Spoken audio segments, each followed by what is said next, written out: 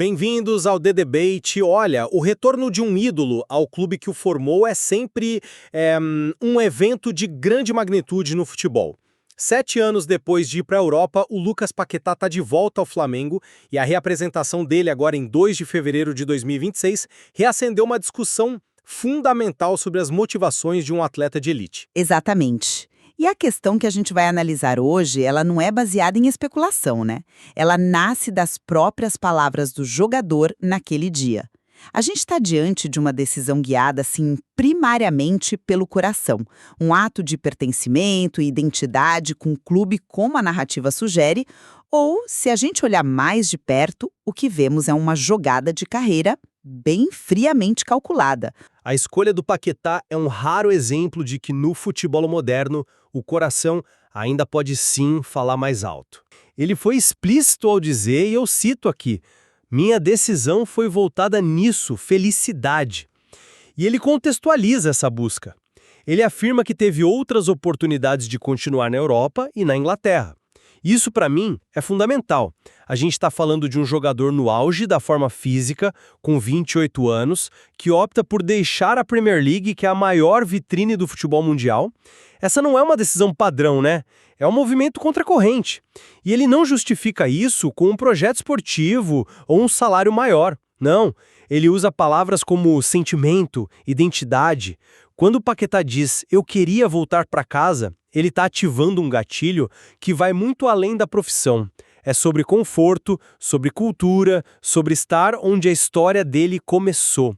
A frase dele que, para mim, encerra a questão num primeiro momento é só quem é rubro-negro para compreender. Ele está essencialmente dizendo para a gente que existe uma lógica passional aqui, uma que não se encaixa em planilhas de gestão de carreira. Olha, eu entendo perfeitamente essa lógica e eu não nego a emoção. Seria, assim, ingênuo negar o vínculo dele com o clube.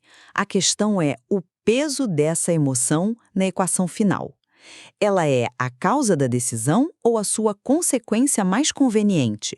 Você citou uma parte da declaração dele, mas deixou de fora a frase que, para mim, é a verdadeira chave da escolha.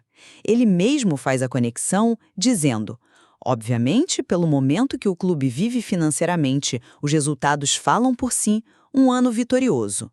Isso fazia meus olhos brilharem para que eu pudesse fazer parte disso. Isso não é um detalhe, é o pilar do meu argumento.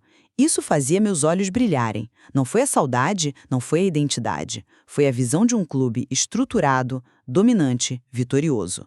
Ele não está voltando para reerguer o Flamengo. Ele está se juntando a uma máquina de vencer.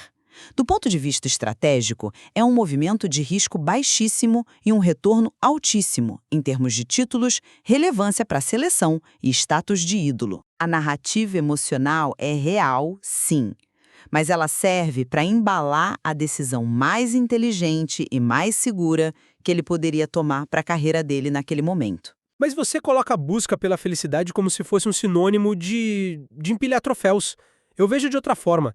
Acredito que a fala dele aponta para algo mais profundo. A expressão "é a minha casa" não é só uma figura de linguagem, sabe? Para um atleta que viveu anos sob a pressão e escrutínio constante da Europa, isso significa voltar para um ambiente de apoio quase incondicional, de familiaridade, de proximidade com a família. É uma escolha deliberada por qualidade de vida. O prestígio de jogar na Inglaterra não compra essa sensação de pertencimento que ele claramente valoriza. Ele está, na prática, trocando um tipo de pressão, talvez mais fria, corporativa, por outra que ele conhece, que ele sabe como navegar. A felicidade, nesse contexto, me parece um fim em si mesmo, e não apenas um subproduto das vitórias. Mas será que no esporte de altíssimo rendimento essas duas coisas são separáveis? Um jogador do calibre do Paquetá seria genuinamente feliz, pleno, num time mediano, mesmo que fosse em casa? A felicidade de um atleta de elite está intrinsecamente amarrada ao sucesso, à competição, ao protagonismo.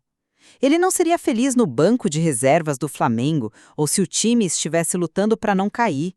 A felicidade que ele busca é de ser decisivo, de levantar taças, de ser ovacionado por 70 mil pessoas.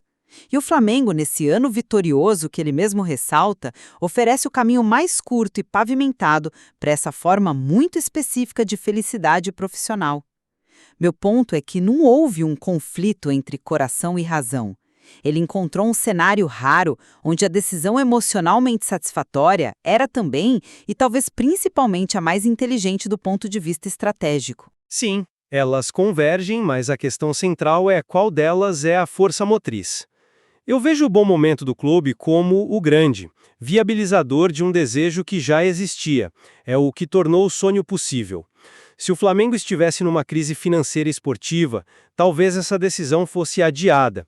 Mas o desejo fundamental de retornar, que é alimentado por essa identidade que ele tanto frisa, não desapareceria. O contexto favorável simplesmente abriu a porta para que uma decisão, em sua essência emocional, pudesse ser tomada sem que parecesse uma loucura profissional. O brilho nos olhos que ele menciona ao falar do sucesso do clube é o de quem percebe que pode unir o útil ao agradável, sabe? Realizar o desejo pessoal de voltar e, ao mesmo tempo, ter a chance de ser campeão. Mas o desejo, a meu ver, veio primeiro.